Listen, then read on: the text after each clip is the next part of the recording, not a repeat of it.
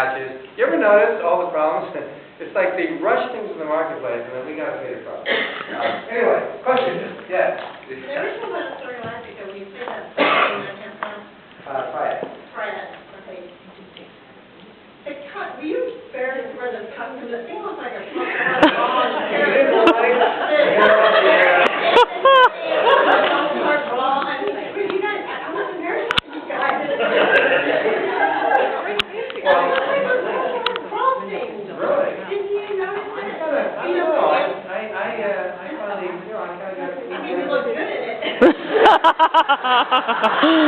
No, I'll tell you something.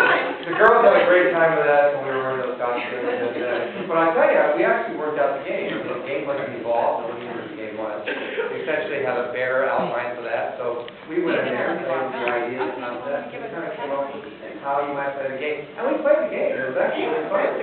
It was a good game. Well, you know, I mean, I never thought I was pretty good at it. No, it felt, I think for us back then, we were a little embarrassed putting it on. But, you know, I think this is where, what? Sometimes it is. Somebody have comments? Is that Eugene? Are you mumbling over there? Okay. Anyway, I think, it was a little, I don't know who came up with the idea. BJ. I think it was John Doliak, who, you know, was batting for the other side, and I think he, you know, he obviously wanted us to to appeal to everyone. So I won't say any more about that. Another question. Yes. I was wondering what you thought when you first saw Jamie Bamber as Apollo. Like, I was wondering what your impressions were. No, I have to tell you, the good part about this is that it's very hard the first time when I watch a miniseries to watch somebody portraying your character. But, I mean, I think what I had to do after watching about 10, 15 minutes of the series, I realized it was a much different version of it. So that allowed me some distance to feel like, well, this is a whole different take on it. So, number two, I think when I met Jamie, unlike some people I know in the industry who tend to get these big inflated heads, you know, Jamie happens to be one of those really ultra down-to-earth, genuine human beings. And the minute I met him, it's impossible not to like Jamie Bamber. So he has a wonderful family, most darling kids, wonderful wife. I wish, I have a lot of reasons to be pissed off at Jamie Bamber. The least of which is playing Apollo. I mean, he's got a great family. You know, he's married to a beautiful woman, has wonderful kids, and he gets 10 times better dialogue in scenes than I ever got to play. And he gets to play lots of love scenes. So, you know, I mean, he's doing all right. So, but I do, he was so friendly and so warm and cordial that there was no animosity, no competitiveness, and to tell you the truth, I mean, I loved the original Apollo, but I was always frustrated with the writing. I was frustrated that that character seemed to be put in the box. You know, after the first couple of episodes, 30 years ago, they just didn't put my character in situations that I thought would bring out the best of that character and also add to the show. And so, but watching Jamie with this show, they obviously are able to go deeper with the characters. They realize that every character, no matter how true blue they are, have an edge, have a dark side. We all struggle with our dark sides, do we not? We all have flaws and imperfections. Usually in movies, we tended to take those out. The good guy was perfect, the bad guy was horrible. But we realize that we're all capable of doing anything under the right circumstances. Battlestar certainly explored that. So, hey guys. We got Geek Squad here. We got the big picture. Oh, you got to point this up. Okay.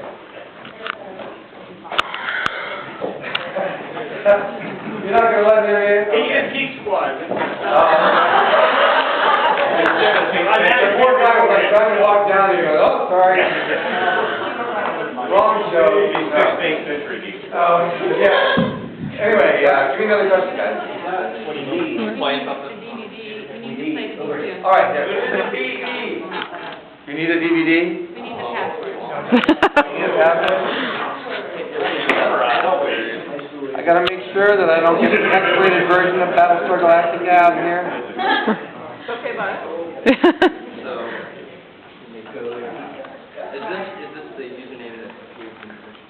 I've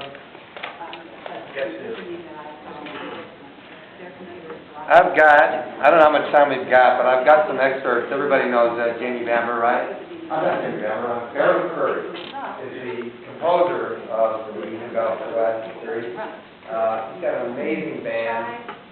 They're actually performing live at the Roxy. Jamie Callis is actually going to sing this event, who plays Baltar, and I may do some things over there as well. But nevertheless, he's 26 years old. I think he's one of the most extraordinary composers on the scene today. And he put together several clips of some of the best clips of Battlestar and really highlighting the music behind Battlestar. So you get to see some of the most amazing visuals plus pure music. So I'm going to play some of that. I have my second coming trailer that I did for Battlestar about 10 years ago to help inspire. And I don't want to screw up there. I've got the gag reel. And then I have the X-rated version of Battleship, but I don't think that would be appropriate today. Oh, let's play it. No. Yeah. So, the what? The original version, I think, was intended for younger demographics, so it's only being reminded of the watch. Well, you know what's funny is that when they brought back the new Battlestar, we kept thinking people were referring it to the Fox,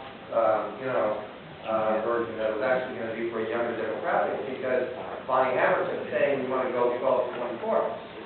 And actually, the new Battlestar is far more mature. It's far, much older object. So, they got that all confused. Anyway, another question, guys. Yes. Oh, hi. Do you believe as president, do you think Zarek originated the idea of the circle, or did he just sign off on it? Of the circle? Mm-hmm. I think the ideas on there have been a collective, a group of people having to okay it. There's nothing that Derek gets challenged everywhere along the line, because I don't know if you've all been aware watching Battlestar that my character is always called the bad guy, and yet I don't know about you, but I haven't rigged elections. I can't know about how many things have been done through my character, You never threw anybody in there like, did you? And I always tell people, I actually got the comic book from Dynamite, the backstory of Tom Zarek. And Tom Zarek literally was put into prison for fighting a war against a repressive government that literally killed his family, killed hundreds of thousands of people. They were very decent. He went to prison, he stood up for human rights, and he certainly paid a price for it. But he wasn't like some bad guy in the government, similar to what we have today, that was going after blowing up buildings. He was in a government that you could consider to be Nazi Germany, or think of some more horrible place. And he was fighting a good fight. Now, after 20 years, I always tell people after 20 years in prison, even the best of us is going to be changed a little. And I think that this is a character who's not only got smarter and wiser because he was obviously idealistic, and you pay a price for your idealism. He had to get smarter and learn how to play the chess game and channel his distrust and his anger and rage at government that really usurped their rights and took advantage of their position and really did a lot of damage. Anyway, the backstory is really interesting. Dynamite is putting out both the old classic Battlestar and also the new reimagined version of Battlestar, and they're putting out side stories, and they put out a kind of a 3 comic book block from Tom Zarek, kind of giving you the backstory of him. If you ever get a chance, go read that, because it really helped justify what I was sensing and feeling and what got pitched to me when I originally met with Ron Moore about the character, which was, it was kind of based on a Nelson Mandela type of character who essentially had a dark side. And the dark side came from, obviously, the abuse and the problems that he took in prison for 20 years. So he's a character that's very enigmatic. He's obviously very, I think, a realist. He sees things the way they are, and we've all learned in Battlestar, many people don't see things or want to see things as they are. I think he would get along very well with Kate. Because if we watch with Kane, she could see through the situation. She realized what had to be done, even though it turned everybody off, made everybody turn away, and everybody was afraid. She realized what had to be done in order to survive. Most people were not capable of seeing that. They all kept going, oh no, we can't do this, we can't do that, we can't go. So people, we can't I mean, she realized that sometimes you have to make decisions that may cause havoc in order to save the larger numbers of people. So I think he would get along very well with her, because she seemed to have the courage and the strength to see things as they really were. Another question?